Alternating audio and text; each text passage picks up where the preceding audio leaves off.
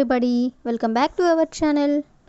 ఈరోజు వీడియోలో మన డైలీ లైఫ్లో మనం ఎక్కువగా యూజ్ చేసే సెంటెన్సెస్ని ఇంగ్లీష్లో ఏ విధంగా చెప్పాలో ఈ వీడియోలో తెలుసుకుందాం. ముందుగా నా వీడియో కనుక మీకు నచ్చినట్లయితే లైక్ చేయండి, షేర్ చేయండి, అలాగే సబ్స్క్రైబ్ చేయడం మాత్రం మర్చిపోవద్దు. Okay, let's go to the topic.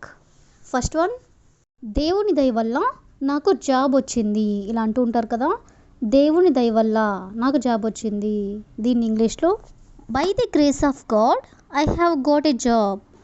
By the grace of God అంటే దేవుడి దయ వల్ల, I have got a job అంటే నాకు జాబ్ వచ్చింది. నెక్స్ట్ వన్, దేవుని దయ వల్ల అతను మిమ్మల్ని కలిశాడు. దేవుని దయ వల్ల అతను మిమ్మల్ని కలిశాడు అనే దాన్ని ఇంగ్లీష్లో by the grace of God he has met you. By the grace of God అంటే దేవుడి దయ వల్ల, హీ హ్యాస్ మెట్ యూ అంటే అతను మిమ్మల్ని కలిశాడు. నెక్స్ట్ వన్, దేవుని దయ వల్ల ఆమె ఇల్లు చేరుకుంది. దేవుని దయ వల్ల ఆమె ఇల్లు చేరుకుంది అనేదాన్ని by the grace of God she has reached home. By the grace of God అంటే దేవుడి దయ వల్ల, షీ హ్యాస్ రీచ్డ్ హోమ్ అంటే ఆమె ఇల్లు చేరుకుంది. నెక్స్ట్ వన్, దేవుని దయ వల్ల అతను ఇంకా బ్రతికే ఉన్నాడు. దేవుని దయ వల్ల అతను ఇంకా బ్రతికే ఉన్నాడు అనేదాన్ని by the grace of God he is still alive. By the grace of God అంటే దేవుడి దయ వల్ల, హీ ఈస్ స్టిల్ అలైవ్ అంటే అతను ఇంకా బ్రతికే ఉన్నాడు. నెక్స్ట్ వన్, దేవుని దయ వల్ల నేను చాలా డబ్బులు సంపాదించాను. దేవుని దయ వల్ల నేను చాలా డబ్బులు సంపాదించాను అనేదాన్ని by the grace of God I have earned a lot of money. By the grace of God అంటే దేవుడి దయ వల్ల, I have earned a lot of money అంటే నేను చాలా డబ్బులు సంపాదించాను అని. నెక్స్ట్ వన్, దేవుని దయ వల్ల అతను విదేశాలకు వెళ్ళాడు. దేవుని దయ వల్ల అతను విదేశాలకు వెళ్ళాడు అనేదాన్ని by the grace of God he has gone abroad. By the grace of God అంటే దేవుడి దయ వల్ల, హీ హ్యాస్ గాన్ అబ్రాడ్ అంటే అతను విదేశాలకు వెళ్ళాడు అని. నెక్స్ట్ వన్, దేవుని దయ వల్ల ఆమె తన చదువు పూర్తి చేసింది.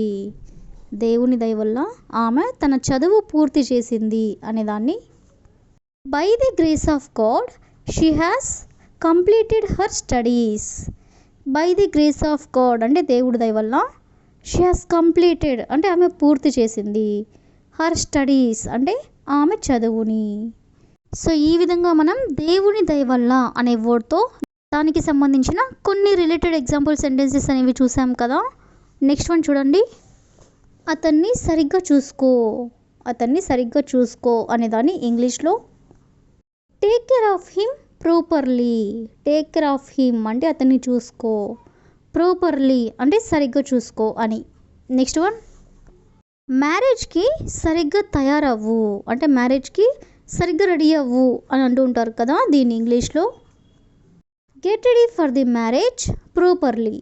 Get ready for the marriage properly అంటే మ్యారేజ్కి సరిగ్గా తయారవ్వు అని. నెక్స్ట్ వన్, దీన్ని సరిగ్గా అర్థం చేసుకో. దీన్ని సరిగ్గా అర్థం చేసుకో అని చెప్పాలనుకున్నప్పుడు understand it properly. Understand it properly అంటే దీన్ని సరిగ్గా అర్థం చేసుకో.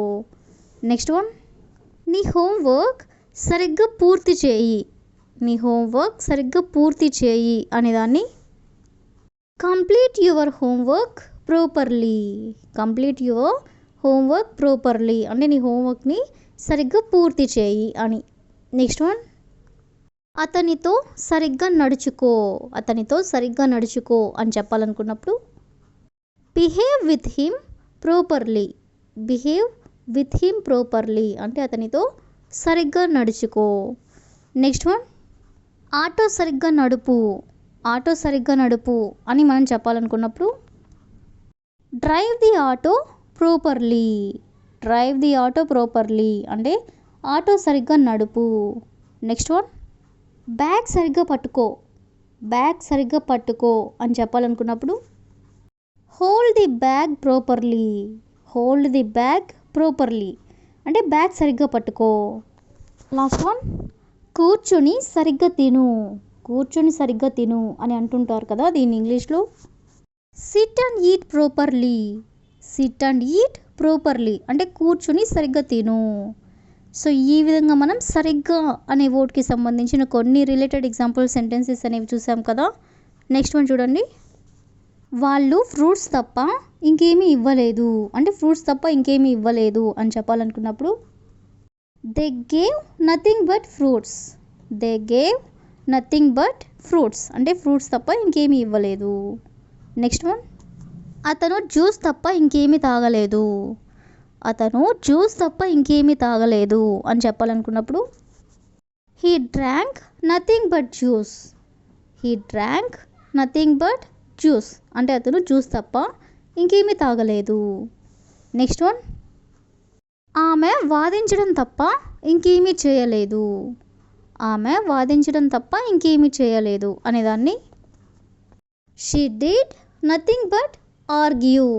She did nothing but argue అంటే ఆమె వాదించడం తప్ప ఇంకేమీ చేయలేదు. Next one. వాళ్ళు శారీ తప్ప ఇంకేమీ కొనలేదు. వాళ్ళు శారీ తప్ప ఇంకేమీ కొనలేదు అనేదాన్ని they bought nothing but a sari. They bought nothing but a sari అంటే వాళ్ళు శారీ తప్ప ఇంకేమీ కొనలేదు అని. Next one. అతను డబ్బు తప్ప ఇంకేమీ తీసుకోలేదు అంటే డబ్బులు తప్ప ఇంకేమీ తీసుకోలేదు అనేదాన్ని he took nothing but money. He took nothing but money అంటే అతను డబ్బులు తప్ప ఇంకేమీ తీసుకోలేదు అని. Next one. నేను బిర్యానీ తప్ప ఇంకేమీ తినలేదు. బిర్యానీ తప్ప నేను ఇంకేమీ తినలేదు అని చెప్పాలనుకున్నప్పుడు I ate nothing but biryani. I ate nothing but biryani అంటే నేను బిర్యానీ తప్ప ఇంకేమీ తినలేదు. Next one. నేను సైన్స్ తప్ప ఇంకేమీ బోధించలేదు. సైన్స్ తప్ప ఇంకేమీ నేను బోధించలేదు అనేదాన్ని I taught nothing but science. I taught nothing but science అంటే నేను సైన్స్ తప్ప ఇంకేమీ బోధించలేదు. Last one. అతను ఏడవడం తప్ప ఇంకేమీ చేయలేదు. ఏడవడం తప్ప అతను ఇంకేమీ చేయలేదు అని చెప్పాలనుకున్నప్పుడు he did nothing but cry. He did nothing but cry అంటే అతను ఏడవడం తప్ప ఇంకేమీ చేయలేదు. సో ఈ విధంగా మనం ఇంకేమీ చేయలేదు అనే వర్డ్కి సంబంధించిన కొన్ని రిలేటెడ్ ఎగ్జాంపుల్ సెంటెన్సెస్ అనేవి చూసాం కదా. So that's all for today. I hope you all like this video. Thank you for watching.